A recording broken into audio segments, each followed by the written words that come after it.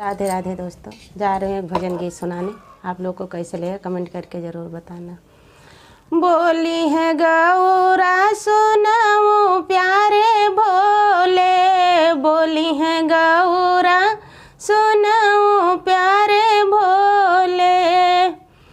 राम जी के दर्शन कराई दो भोले जी, राम जी के दर्शन कराई दो भोले जी। हमका अवध नगरिया घुमाई दो भोले जी, हमका अवध नगरिया घुमाई दो भोले जी।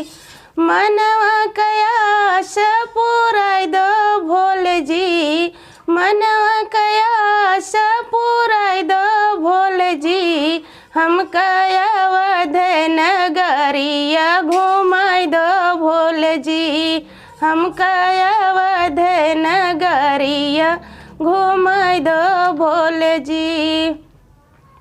बोली है लक्ष्मी सुनाऊं प्यारे विष्णु, बोली है लक्ष्मी सुनाऊं प्यारे विष्णु।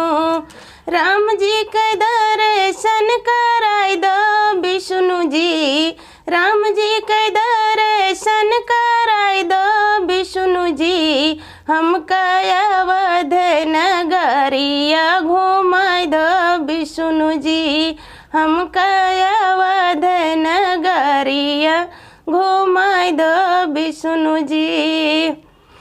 बोली है राधा सुनाऊं प्यारे कृष्णा, बोली है राधा सुनाऊं प्यारे कृष्णा।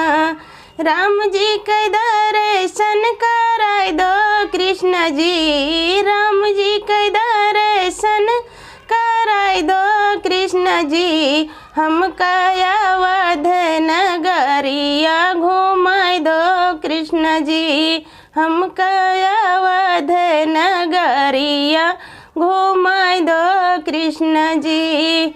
मनवा कैसा धा पुराई दो कृष्ण जी, मनवा कैसा धा पुराई दो कृष्ण जी। हमका अवध नगरिया घुमाई दो कृष्ण जी।